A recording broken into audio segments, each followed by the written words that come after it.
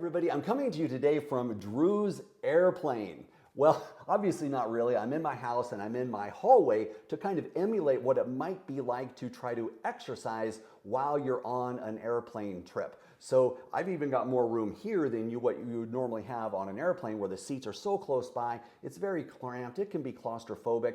It's really easy for us just to want to sit there and not move the entire time. But that actually can be a problem. A vascular therapist and researcher once told me how important it is to move when you're on an airplane flight, because let's say you're on a flight that goes for 2 hours or 2.5 hours and you sit there, you're reading, you're perfectly still, just sitting back in your seat, and then the plane lands and everybody gets up and you get up suddenly.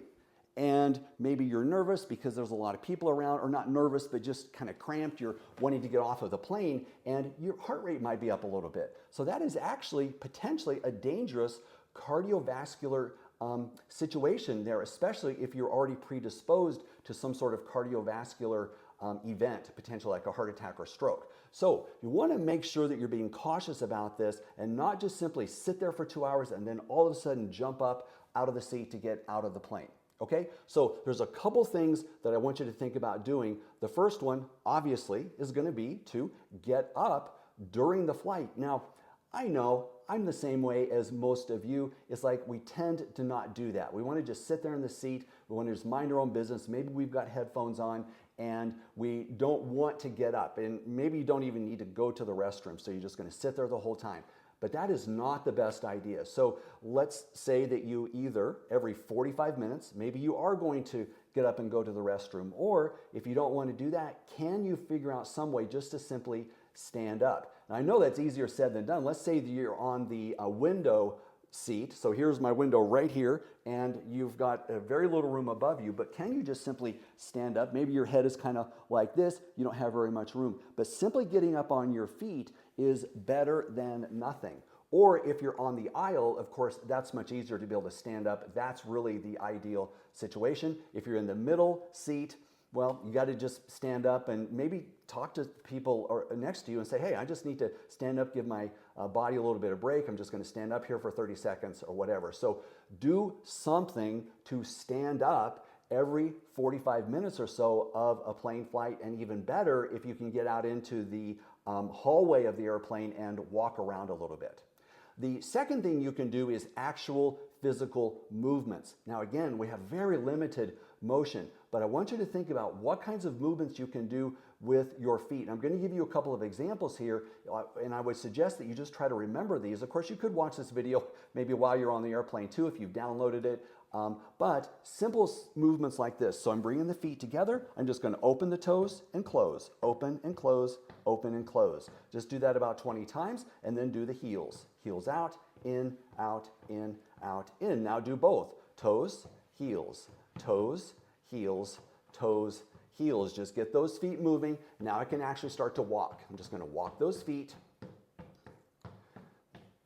Nice and easy. And then I'm going to heel toe. So heel toe out, out, out. Heel toe in, in, in. You may have very little room. If you only have this much room, just go out a couple of times and then back in. But just make those feet move. Now, inside of my shoes, I'm going to move my feet forward just a little bit. I'm just going to pick up my toes and wiggle them around. I'm just trying to get those toes to move inside of my shoes as best as I can. Okay, so lots of different movements, variety of different kinds of things you can do. Here's another one. You could get onto the heel and do a little heel tap. And then switch, heel tap.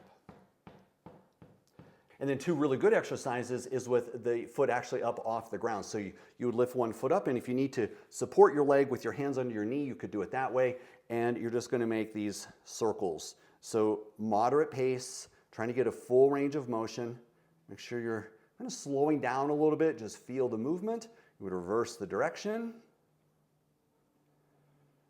And then, of course, you would do the other leg. And then the second one is a flexion movement. So you would just point and flex the foot in. Again, very simple. Now, what I like about this one in particular, actually both of these, is it really does get the calf muscle going. If you put your hand on your calf, you can feel just how much that calf muscle is working, which is actually, the lower leg is actually considered a second pump for the cardiovascular system. So you actually are doing a lot for your circulation just because you're activating the lower part of your leg with those foot movements. Okay, so those are two good ones. Now your arm exercises, of course, you've got people around, it might feel a little uncomfortable to raise your arms up overhead, but if you're willing to do it, that is a great thing to do. Getting your hands up above your heart is a great thing to improve circulation, whether you're on an airplane or not. So just simply lower your hands down and lift up.